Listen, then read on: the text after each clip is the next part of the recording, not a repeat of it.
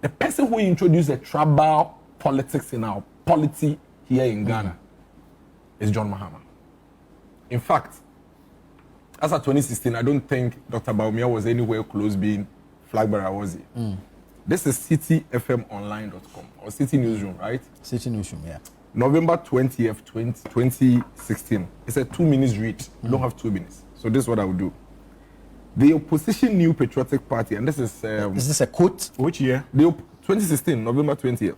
The opposition New Patriotic Party. I have my right of Relax, calm down. I am.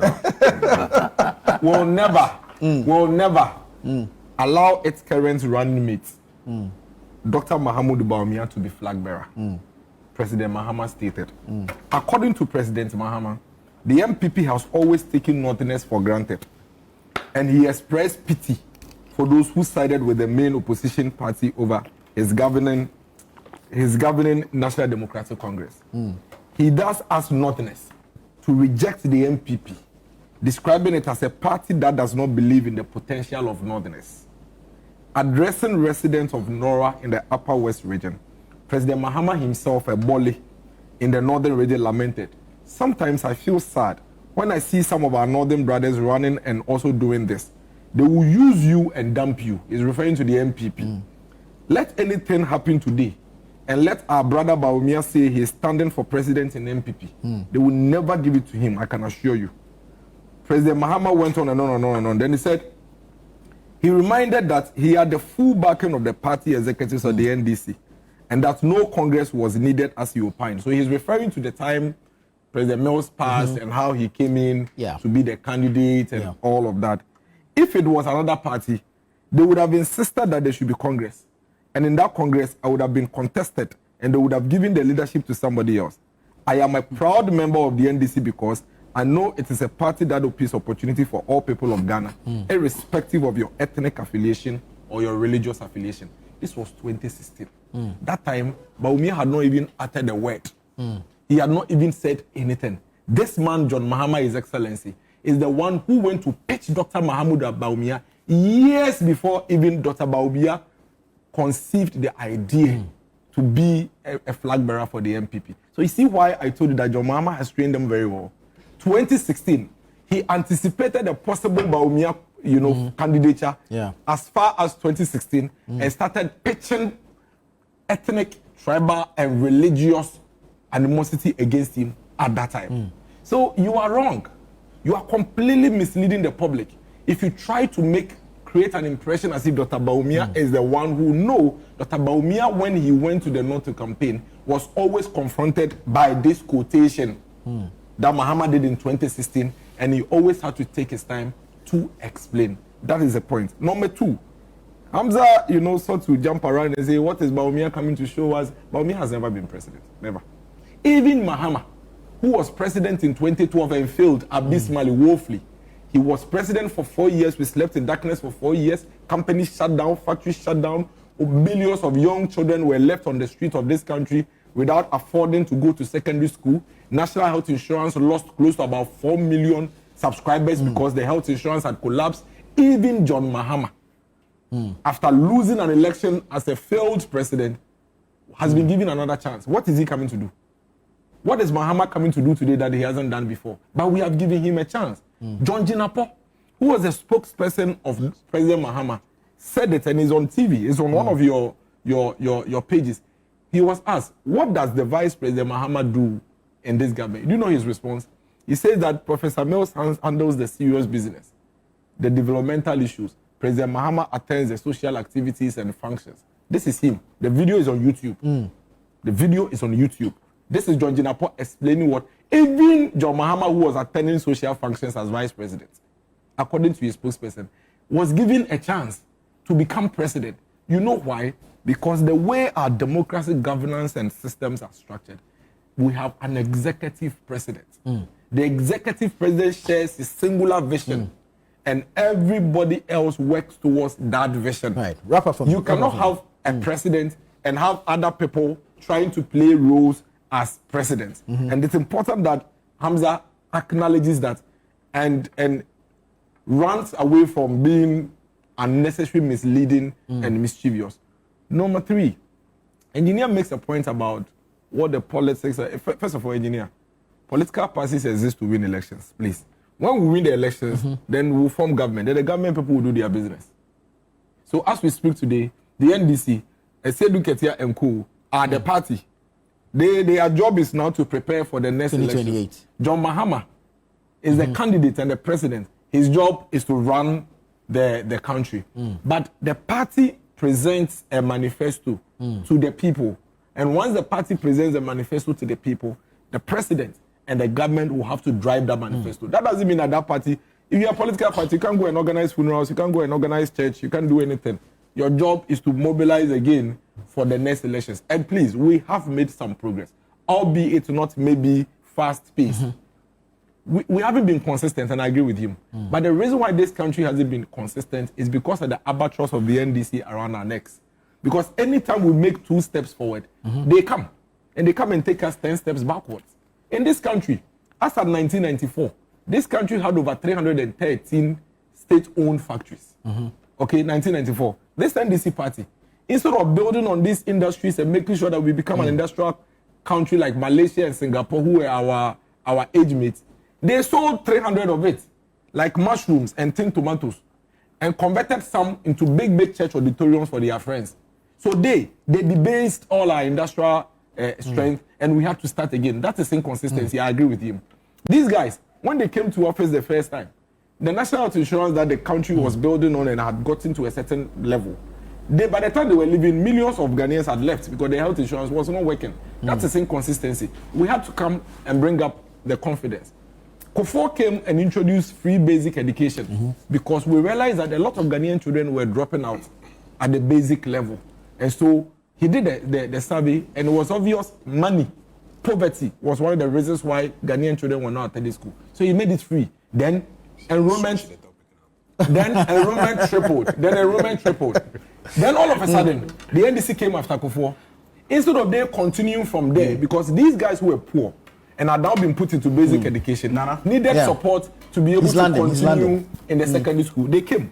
They did nothing. Inconsistency. It had to take a Kufuor to come 8 years later to make secondary education free and get these children back in there. So I agree with him with the inconsistency. But we know why. The reason is because these guys, they will come lie to you like they've done to us with Galamsey. Said all manner of things. And today they are the ones mining. This is a political party who largely came into power on the back of Galamsey, Nana. This is the political party that led an onslaught on the MPP government when it comes to the fight against Galamsey. Their assigns stood on the street of Accra, disrupted the citizens' lives for a week, demonstrating because of Galamsey. His communications officer, Sami Jemfi, went with a podium to the riverside, stood there and held press conferences, sat in canoes, fetched water, brought to Accra. We have been facing an existential threat for a very long time. As far as I can remember, but as recent memory is 2011 with this Galamsey menace. And government upon government upon government have been struggling in dealing with it. I remember when Professor Mills and their former chairman Potofi were in at Chebi, looking at the cocoa farms and how Galamsey was destroying it. I remember former President Mahama in his first term during 2013-2016, how he set up task force. Mahama Yaruga came to say that, listen, the Galamsey fight, we cannot win it because everybody is involved. At some point, he even said they should legalize the Galamsey. The Inusa Fuseni, then Minister for Lands and Natural Resources. I remember the burning of excavators and what have you under Mahama #1. So we all knew on this platform, on City TV and City FM, I kept saying, Channel 1 TV, I kept saying that let's stop politicizing Galamsey. That the NDC are trying to milk and take political advantage of the Galamsey menace. They did everything they have to do. Their members like Professor Jampo and Co.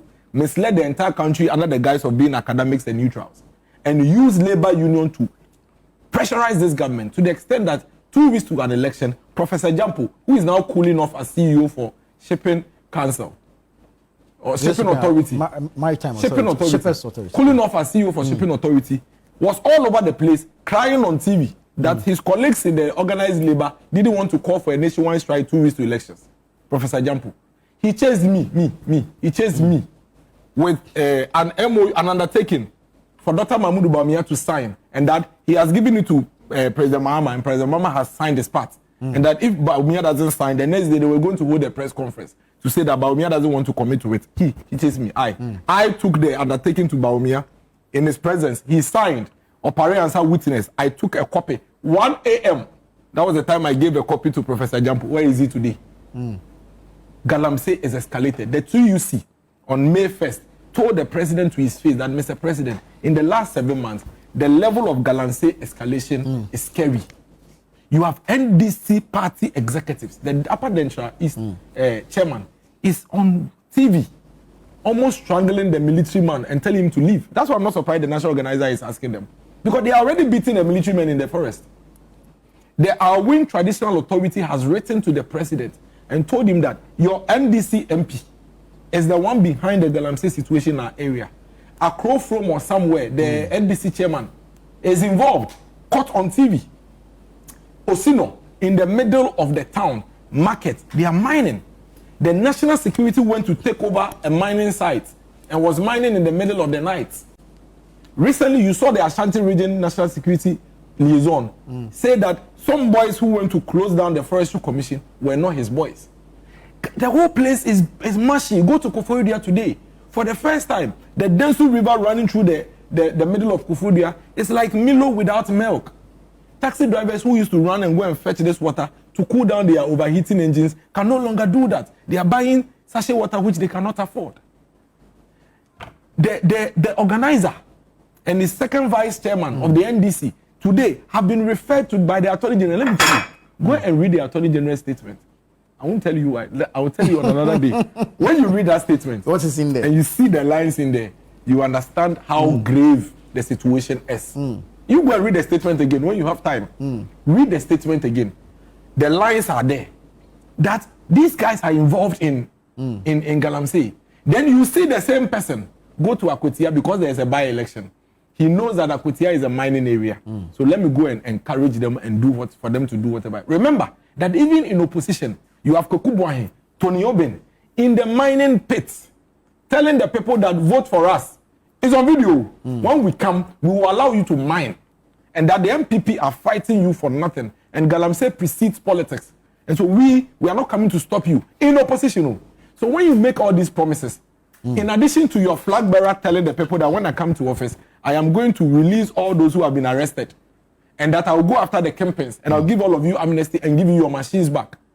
Then you tell us that, oh, MPP, the president, and the Julobi house, where you are occupying now, the Julobi house that you are now, the Julobi house are the ones mining. Then your cabinet ministers tell the whole country that any serious president that wants to end Galamsey, Sam George specifically, can end it in 2 weeks. You have been in office for 8 months, and Galamsey has tripled, and yet the same person sits in cabinet, and our forest areas are being destroyed like nobody's business. Today, the Galamseyers have a Galamsey TV on TikTok.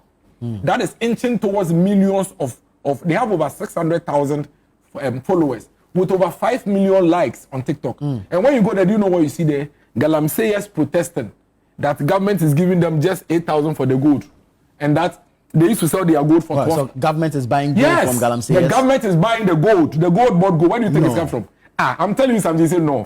The thing is here. The people are protesting and you're telling me no. You have proof to this. Let me show you videos. Let me show you videos of gold dealers. What are you talking about? See, they call something blade. When you go to the mine, they call something blade. Yeah. It's like the smallest part. Why are you? Because he needs to look at it. I told you to speak everything. Then this is wrap it up. So don't worry. Do you know what happens? When the Galamseyers go and mine, you are not there. You only want to buy gold. And you have given licenses to Hamza to go and buy gold for you. Where do you think Hamza is getting the gold from? Didn't you hear the finance minister say that they are getting majority of the gold from small-scale miners? Who are the small-scale miners? The small-scale miners, some of them don't even have concessions. There's a national association of small-scale Listen, do you know what is happening? The Galamseyers get their gold. Then they have small aggregators within their communities. They put it together into some sizable and pay. Then they go and give it to the gold board license buyers. That is why the Galamseyers are complaining. Go and check TikTok. They are all calling out Sami Jemfi. Sami Jemfi, why are you giving us 8,000 instead of 12,000? The point I am making is that if the NDC have realized that they made a big mistake, and I want to be very serious, tell you the truth, I have always said that Galamsey is a threat. It's like drugs in Colombia.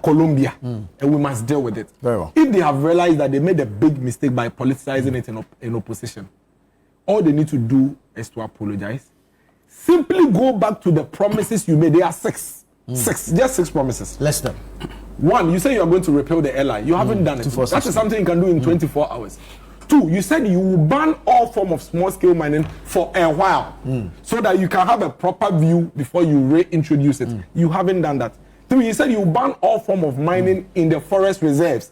As we speak, you are still giving licenses for mining in forest reserves. That's not true. I can give you a list of it. I'll give you licenses. Yes. 4. At least I know that in the last 3 months, about three new licenses have been granted. That's 4. not true. Oh, why are you doing this? Mention the name. 4. Dennis. You say that you are going to fight Galamsey with AI. That's what the president said. Artificial intelligence. That's what you are going to do. So if you do all these things, if you promise all these things, and you come to office, and these things, a lot of them are just administrative. You said at 5, you are going to release these Galamsey that you arrested, that are in jail. You give them amnesty. Thank you. The amnesty of 900 people that you give, the Galamsey that you promised are still in jail. Some of them, they were in jail and they voted for you. You said you go after the campaigns. The campaigns are working freely and they are doing business with you. And you people are buying gold from them. I beg NDC. We know that they are a failure. We know that there is nothing extraordinary they are going to do. We don't expect anything different. But at least for Galamsey, they gave specific promises. They should call their government functionaries and party functionaries who have taken over our forest reserves and our river bodies and recall them from the forest to save our environment for us. Thank you. Hamza. You see,